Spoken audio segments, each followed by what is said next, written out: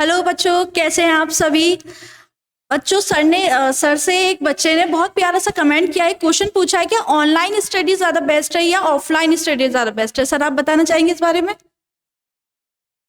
देखो बेटा, एक्चुअल में क्वेश्चन तो मैम से पूछा गया है, लेकिन अपने नॉलेज की हद तक मैं आंसर देता हूँ, कुछ मैम आंसर देंगे, हम दोनों मिलके एक दूसरे का आंसर देने की कोशिश करेंगे। तो बेटा, क्वेश्चन ये था कि ऑनलाइन और ऑफलाइन स्टडी में से क्या ज़्यादा बेस्ट है। देखो, सच तो ये है बच्चों, वैसे तो आपका अगर ऑनलाइन आप स्टडी कर रहे हैं या ऑफलाइन कर रहे हैं तो आपका परफॉर्मेंस ही आपको बता देगा कि हम किस राह पर चल रहे हैं। ठीक है ना। हम अपने अंदर की बात सबसे अच्छे से जानते हैं। ये तो एक सिंपल सा आंसर हो गया उसका। दूसरी बात बच्चों ये है कि जिस बच्चे का फाउंडेशन कमज़ोर है, वीक है, ठीक है, उसके लिए ऑनलाइन स्टडी करना बिल्कुल ल्यूक्रेटिव नहीं है। हाँ, वो बच्चा जो ऑलरेडी सेल्फ डिपेंडेंट है, सेल्फ डिपेंडेंट का माना बच्चों सेल्फ मोटिवेटेड है, जो बच्चा सेल्फ मोटिवेटेड है और उसका फाउंडेशन अच्छा है, तो ऑनलाइन स्टडी उसको वो कर सकता है और उसको वो असिस्ट कर सकता है। देखिए, ऑनलाइन स्टडी सब्स्टिट्यूट नहीं है ऑफलाइन का, ऑनलाइन का ऑफलाइन सब्स्टिट्यूट नहीं होगा ऑनलाइन, लेकिन यह है कि उसको असिस्ट कर सकता है। तो जो बच्चों का फाउंडेशन थोड़ा सा अच्छा है और वो कंपटीशन की तैयारी कई साल कर चुके हैं, या 9, 10, 11, 12 के भी वो बच्चे जो सेल्फ मोटिवेटेड है, वो ऑफलाइन के ऑनलाइन की तरफ जा सकते हैं। लेकिन अल्टीमेटली बच्चों, ऑन टेस्ट तो आपको ऑफलाइन ही देना चाहिए।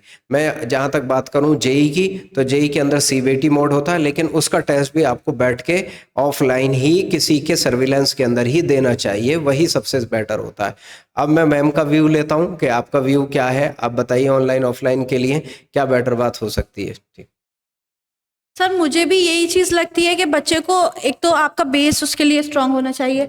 सेकंड, मुझे ये लगता है कि आपका अपने ऊपर इतना कंट्रोल है कि आप अगर मोबाइल में से पढ़ रहे हैं या ऑनलाइन ले रहे हैं, कुछ भी वीडियो देख रहे हैं कहीं पर भी, तो आप उसको ही रेगुलर पढ़ें या रोज़ आप उस टाइम पढ़ रहे हैं।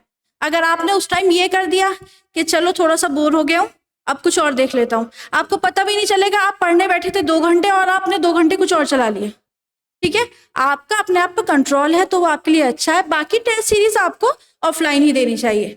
लेकिन अगर आपका अपने आप पर कंट्रोल नहीं है, ऑफलाइन में क्या होता है, टीचर्स आपको वर्क देते हैं, रोज आपके ऊपर ध्यान रखते हैं कि पूरी तरह से ये करके लाए या नहीं करके लाए, और आप पर टीचर्स पूरा ध्यान देते हैं।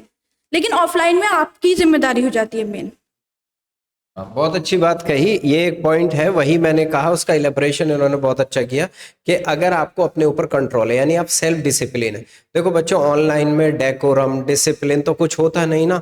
मन चाहा जब पढ़ लिया, रिकॉर्डेड लेक्चर भी आपको अवेलेबल होते हैं, तो जब चाहा जब पढ़ लिया, जब मन चाहा जब आराम कर लिया। तो बेटा, लाइफ में सक्सेस होने के लिए पेन लेना पड़ता है। कभी भी ऐसा पॉसिबल नहीं है कि अगर आप पेन नहीं लेंगे तो आपको सक्सेस भी नहीं मिलेगी। तो ऑफलाइन में थोड़ा सा पेनिक होता है, कंफर्ट जोन से बाहर जाना पड़ता है। ऑनलाइन में कंफर्ट जोन के अंदर रहते हैं आप, तो हमें बहुत अच्छा लगता है कि आराम से घर पे बैठे पढ़ रहे हैं, लेकिन जो आउटकम आने वाला होता है वो उस लेवल का आउटकम नहीं आता। आपने देख लिया, ऑनलाइन का जो सबसे बड़ा इंडिया के अंदर प्लेटफॉर्म है, उसका भी देखिए आउटकम उतना अच्छा नहीं है जितना अच्छा उसके ही ऑफलाइन का आउटकम है। मैं ये नहीं कह रहा कि उसके दूसरे का, लेकिन उसी के ऑफलाइन का आउटकम है।